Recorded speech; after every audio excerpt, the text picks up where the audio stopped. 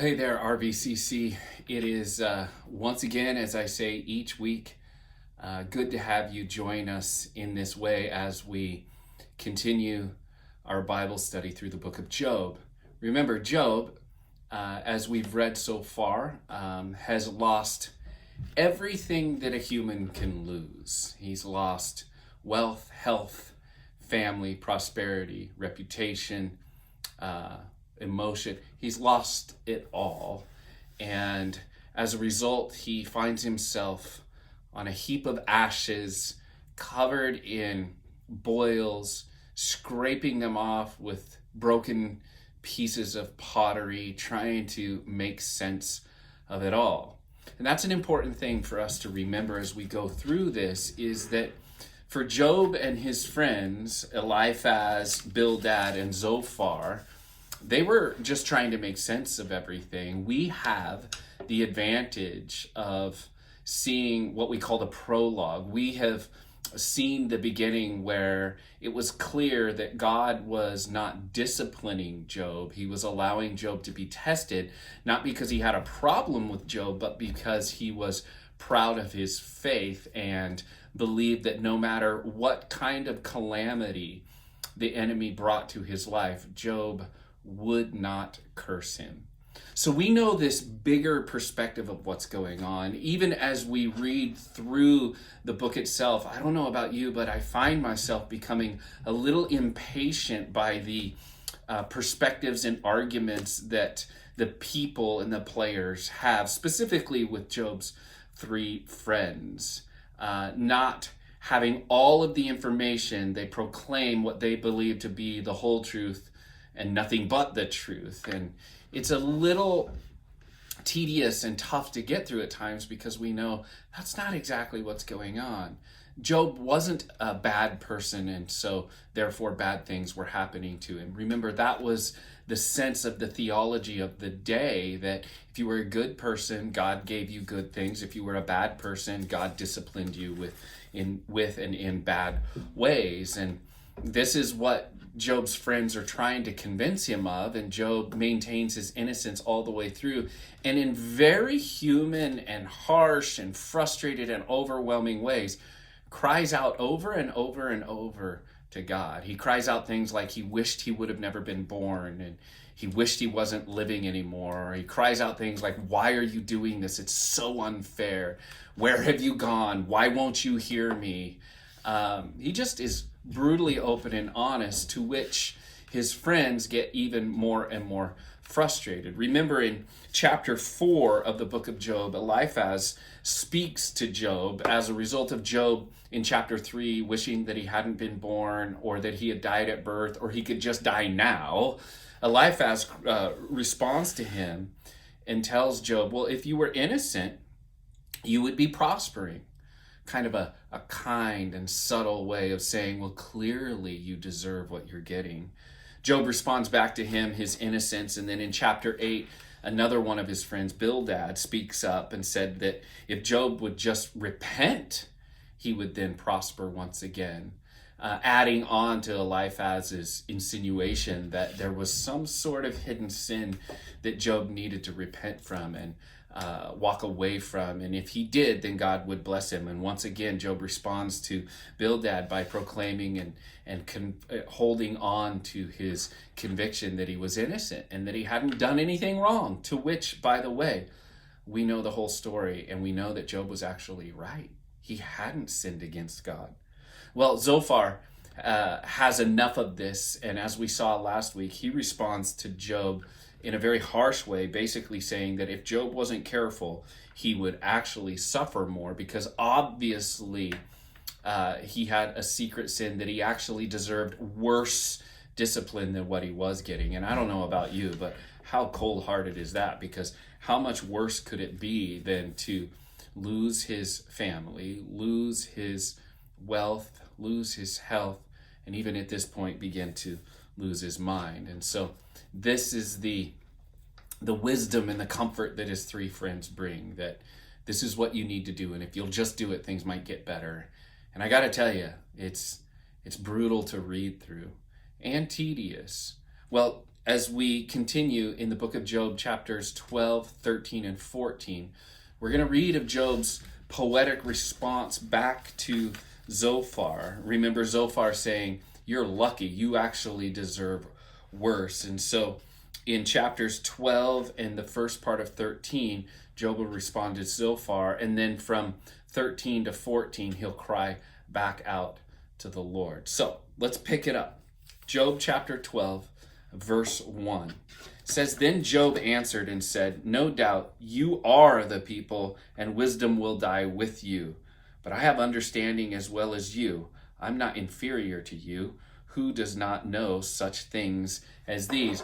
Remember, Zophar had said that, like, look, this is the way God is, and you better get with the program. Otherwise, you're going to get even worse. And Job responds to him first by saying, "Oh," even there's a sense of sarcasm in it. He says, "Oh, you're the wisest man, and when you pass away, all knowable wisdom will pass away with you." But then he adds, "Wait a minute, Zophar, who do you think you are? I know just as much as you do. I'm not inferior to you.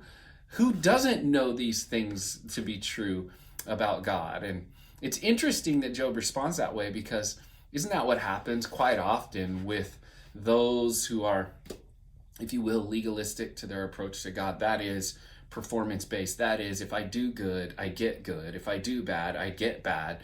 When we're doing good and things are going good, it's easy for us to snub our noses, so to speak, at those who are doing bad. There's this subtlety beneath the surface that seems to try to convince us that we're better. Obviously, look at how my life is going. I'm being blessed and they're being cursed. Clearly, I'm doing this faith thing better than they are. And Job answers that and says, no, that's not true at all. It's not the way it works, even though he's going to find himself kind of helpless and hopeless before God, trying to figure out, well, then why is all of this happening? He goes on in verses 4 through 6, and he asks the question, then why are there's so many others suffering as well? He says, "I am a laughingstock to my friends, I who called to God, and he answered me, a just and blameless man. Am I a laughingstock? In the thought of one who is at ease, there is contempt for misfortune. It is ready for those whose feet slip. The tents of robbers are at peace, and those who provoke God are secure, who bring their God in their hand." Job seems to be saying, listen, Zophar, it's easy for you who has never suffered and has never gone through the things that I'm going through to point your finger at me. But I'm telling you, it's confusing and it's frustrating, because I don't even know why I, someone who hasn't done anything wrong, is enduring so much quote unquote wrong, when those who do wrong seem to be getting things that are good. Job's saying, look, none of this makes any sense.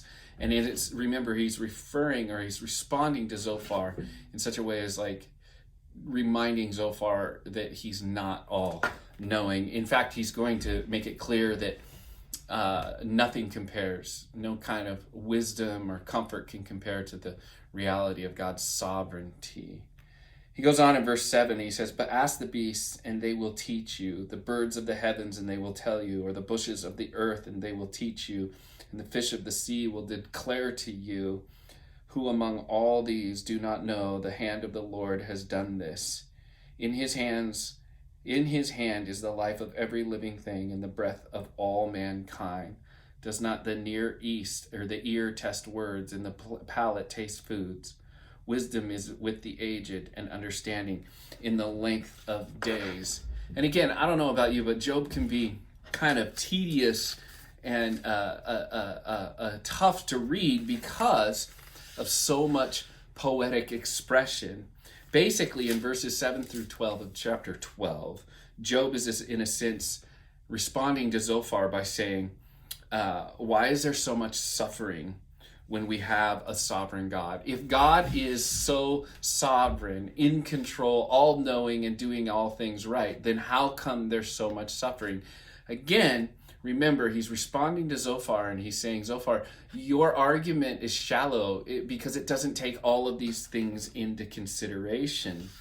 He's going to continue in verses 13 through 25 to declare to Zophar that the mystery of God's sovereignty is profound and cannot be figured out through shallow figures of speech. In a sense, he's going to say to Zophar, there's no little cliches about faith that are going to wrap this all up together and make it all make sense.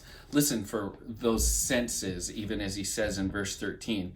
With God are wisdom and might. He has counsel and understanding. If he tears down, none can rebuild. If he shuts a man in, no one can open. If he withholds the water, they dry up. If he sends them out, they overwhelm the land. He's describing God's sovereign power. He goes on in verse 16, with him are strength and sound wisdom, and deceived and deceiver, both the deceived and the deceiver are his. He leads counselors away stripped, and judges he makes fools. He looses the bonds of kings and binds a waistcloth on their hips. He leads priests away stripped and overthrows the mighty. He deprives of speech those who are trusted and takes away the discernment of the elders. He pours contempt on princes and loosens the belt of the strong. He uncovers the deeps out of darkness, and he brings deep darkness to light. He makes the nations great, and at the same time he destroys them. He enlarges nations, and he leads them away. He takes away understanding from the chiefs of the people of the earth and makes them wander in trackless waste. They grope in the dark without light, and he makes them stagger like a drunken man. Again, Job is responding to Zophar, and he's saying, your cliches or shallow and superficial statements about what's right and what's wrong and speaking for God is not going to work, because God is immense in his sovereignty. He is unlimited in his power and ability. He is amazing beyond comprehension, and there's no way that this one whom Job describes can be wrapped up in pithy sayings that basically wind up with, if you do good, you get good. If you do bad, you get bad. Job is saying, wait, no, God is not that simple. It's more complex than that. But it's mysteriously so, because who can even understand why everything works the way it works? And from a human perspective, we kind of have to agree with Job, right? Like, we want to be able to take our theology and kind of wrap it up in a neatly wrapped package and top it off with a bow that looks attractive in such a way that it all makes sense. But don't you know that life is lived out not necessarily just in this black and white reality, but there's, even as the wall behind me suggests, lots of grays and tones and overtones and different vibes and feelings within life. And God is bigger than all of it as the giver of life, the one who spoke creation into being, the one who withholds the cosmos and the universe within his hands, and is the one who is responsible for allowing it to even be moment by moment. That one, that God, is beyond our cliches. He is so much more magnificent than even our ability to understand the word magnificent. He's beyond even that. And Job is saying, like, it doesn't make sense. It's just more complex to that. Now remember, Zophar had come across like he knew everything, and Job is simply just responding back, making his statement like, no, you didn't. It's interesting, this even as we wrap up this first round of dialogues between Job and his friends, it is getting tense. It is getting tense. Chapter 13, Job continues in these first few verses to respond to Zophar, and he says this in chapter 13, verse 1. He proclaims that he's still going to have his hope in God, even in the midst of all of this and so much that he doesn't understand or that he can even make sense of. He's not going to quit hoping in the reality of his Almighty. He says in chapter 13, verse 1, behold, my eyes has seen all of this, and my ear has understood it. What you know, I also know. I am not inferior to you. Second time he proclaims, you cannot snub your nose down at me or above. You can't look down on me just because you think that you're better than me because you're not suffering and I am. It's not that simple. And he's going to go on to proclaim to Zophar that if he doesn't change his words, if he doesn't start communicating differently, if he doesn't seek to, with humility, understand the vastness of God's sovereignty, that his shallow cliches would be corrected by God himself. Look at what he says. But I would speak to the Almighty and desire to argue my case with God. As for you, you whitewash with lies. Worthless physicians are you all.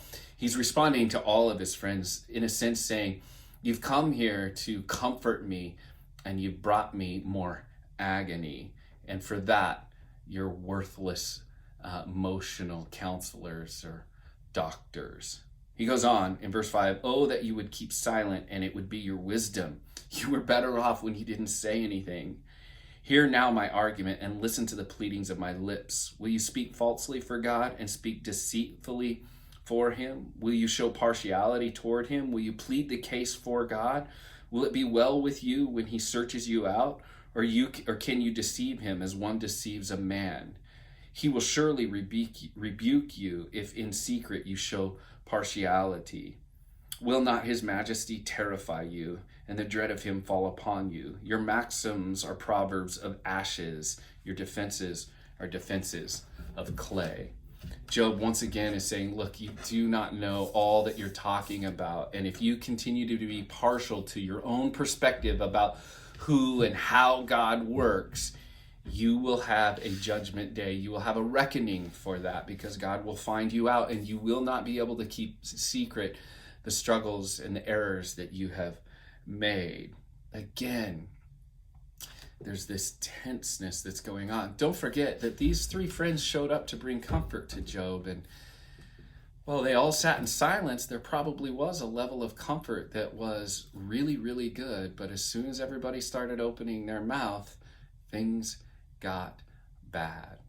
Now, when Job opened his mouth, we can understand, because he was in agony and he was experiencing loss on a level he never thought imaginable. He was frustrated and feeling hopeless, and so he just cries out. But unfortunately, what happens here, and we've talked about it before and it's worth mentioning again, his comforters took Job's brutal honesty before God as a personal offense, and they took it upon themselves to defend God, which, by the way, they're well-meaning in doing, but they're just missing the mark, because their perspectives are finite and limited. And Job calls it all out. But note this, Job doesn't pretend that he's better and that he has the full picture either.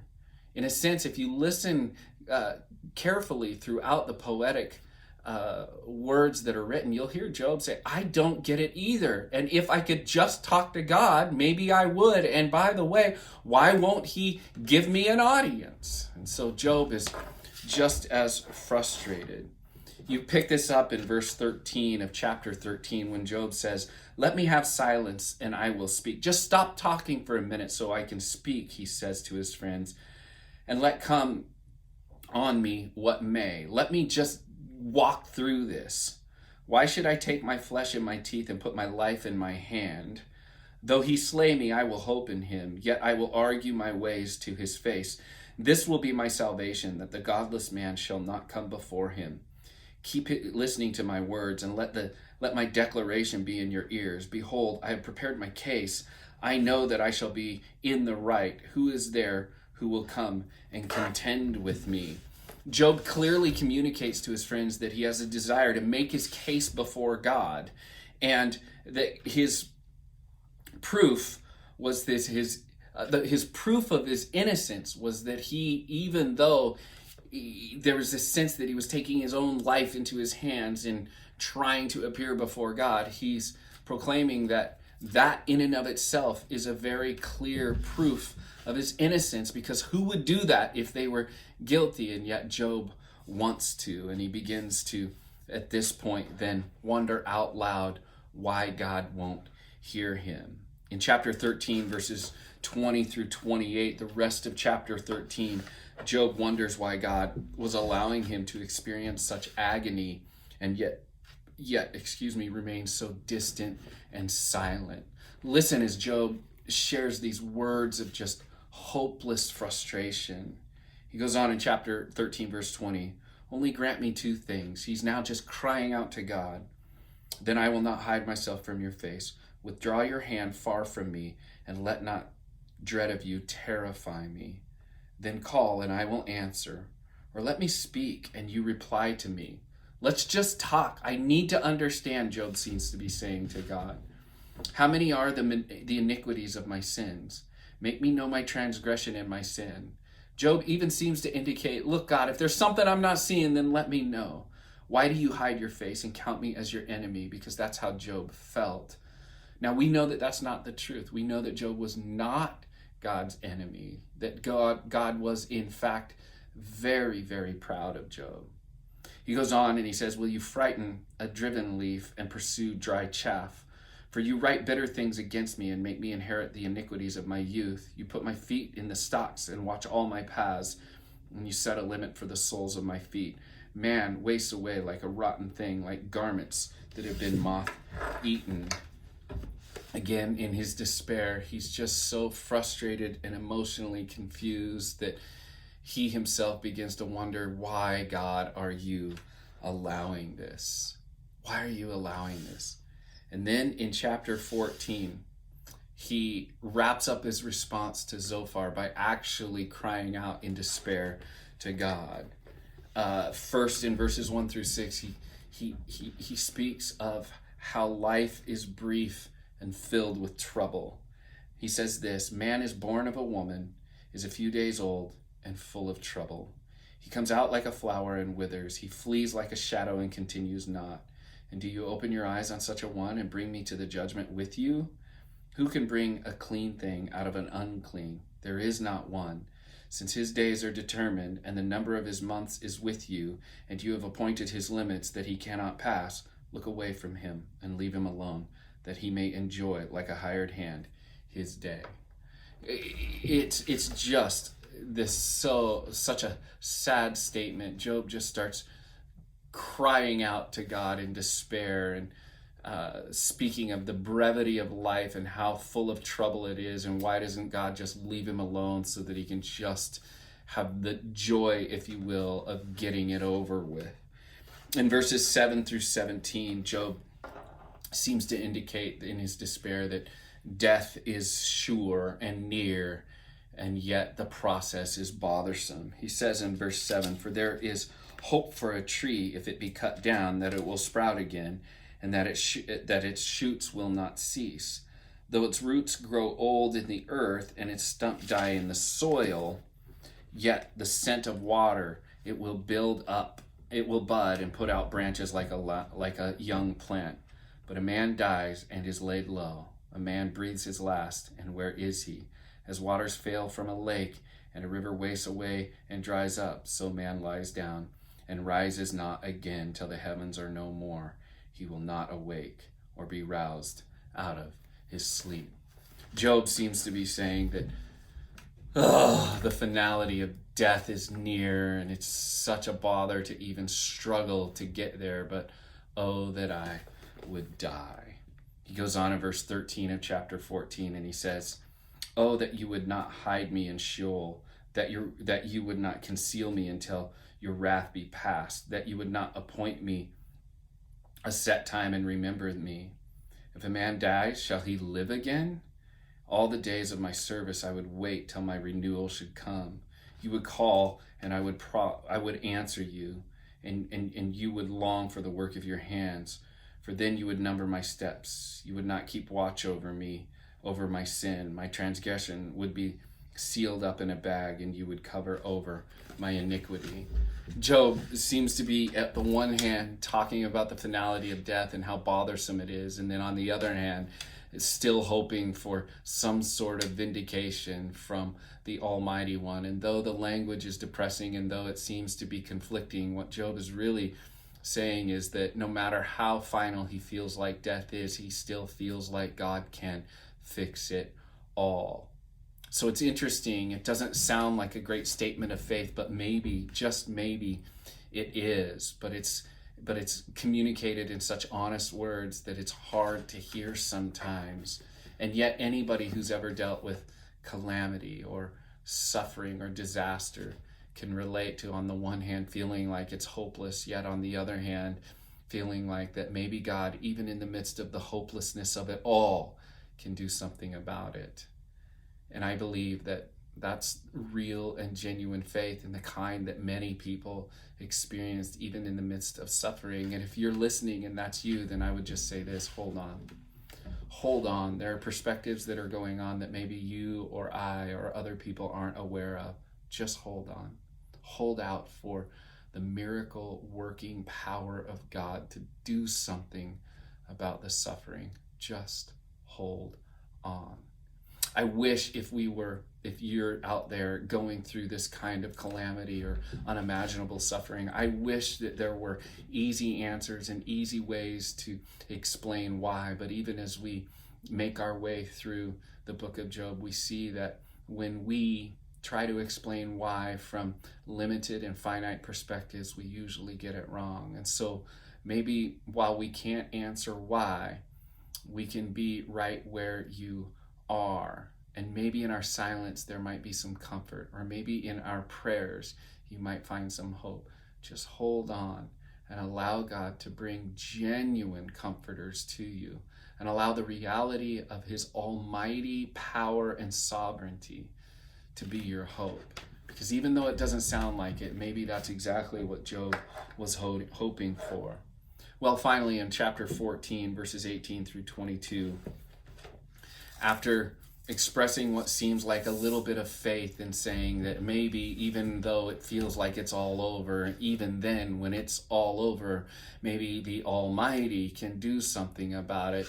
Well, in chapter 14, verses 22 through 28, or verses 18 through 22, Job slips back into despair once again.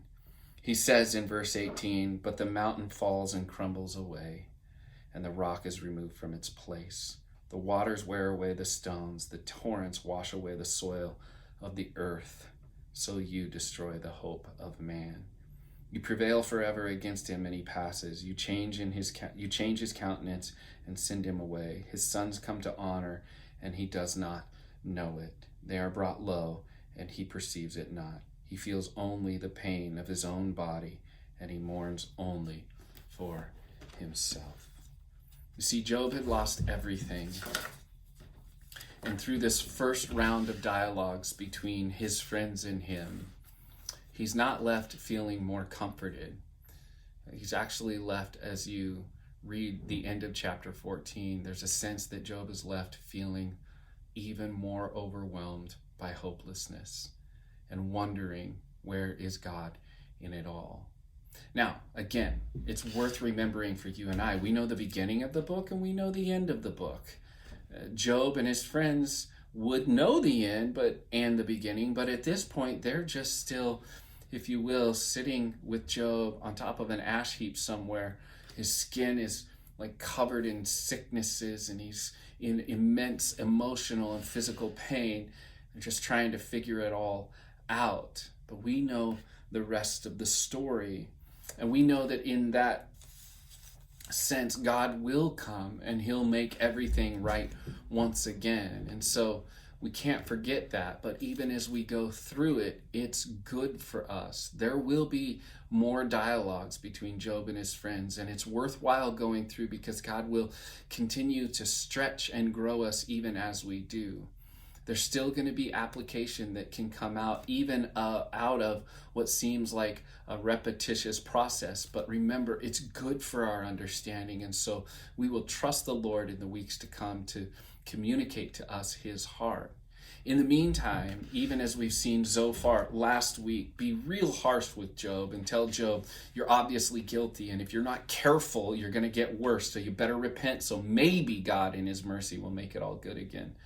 Job responds with 3 chapters, basically saying, listen, you don't know everything. I know just as much as you. In fact, everybody knows what you're talking about. It's not that simple. The sovereignty and the mystery of God's sovereignty are not easily communicated with little cliches or pithy sayings, that God is not limited to that. He's much bigger than all of that.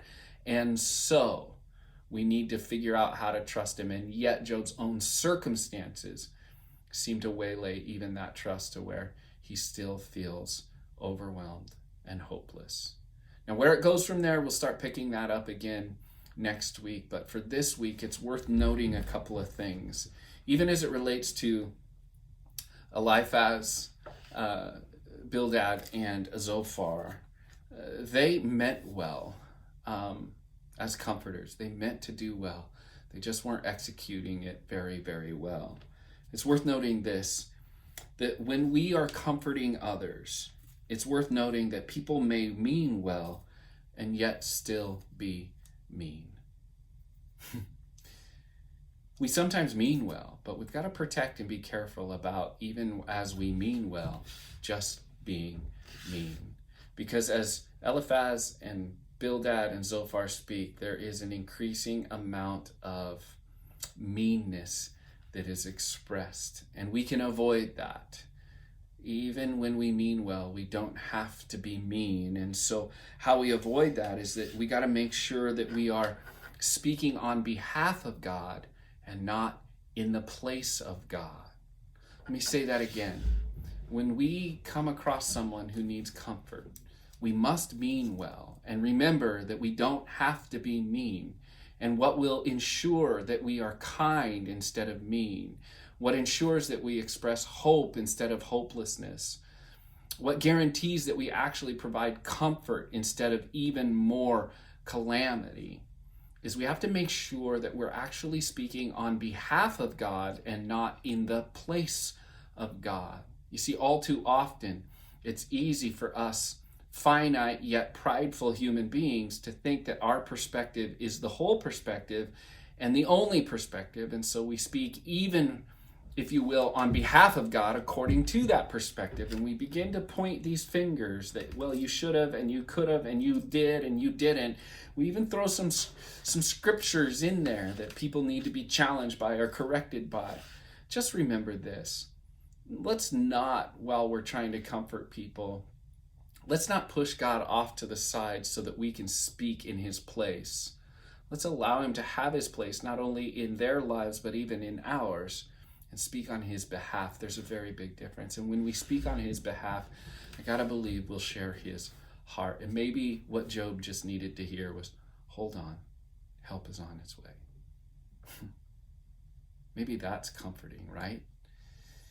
But we'll only do that if we take the time to hear God's heart. Because when we hear his heart and we share his heart, then that ensures we'll be speaking on his behalf and not in his place. I know this. When we speak in his place, even though we mean well, we might end up just being mean, and that never goes well. Second thing to remember, even as we wrap up this study, is this. As we wrap up these chapters, the second thing to remember is that when we cry out to God, as I've said over and over and over, it's worth noting that he can handle our humanity. He is big enough to deal with it. Amen? He's big enough to deal with it. And we've seen this all the way through. There is no bolt of lightning that comes out of heaven and strikes any of these guys down. However, as we know the rest of the book, God will come down and he will have his say. And so God can handle our humanity, and he's big enough to deal with our honesty, but he's also loving enough to correct it. And that's actually really good news. And I know we're jumping ahead in the book, and that's okay to do, because we do know that after chapters and chapters and chapters and chapters and chapters of dialogue and discourse between Job and his friends, God will ultimately make an appearance and correct everyone. And ultimately, in that correction, there is lots of love for Job. And so let's remember that. He can handle our honesty, and so we should cry out to him. But don't forget that just as much as he is big enough to handle it, he's also loving enough to correct it. So don't be surprised if when we cry out in agony or we cry out in frustration, don't forget that our experiences don't equate to truth all the time. And in our agony and the emotions of our experiences, we can cry out and we can be honest with God, but sometimes we cry out things that are not true. And God, in his loving kindness towards us, will correct those things. And it is for our benefit. And isn't that the point of all of this, right? That we understand maybe something that they didn't understand, and that is this: that God can, according to Romans chapter 8, that he can take any and every circumstance we find ourselves overwhelmed with, and he can use it for our good. He can grow us in our faith and in our trust and in our hope in Him.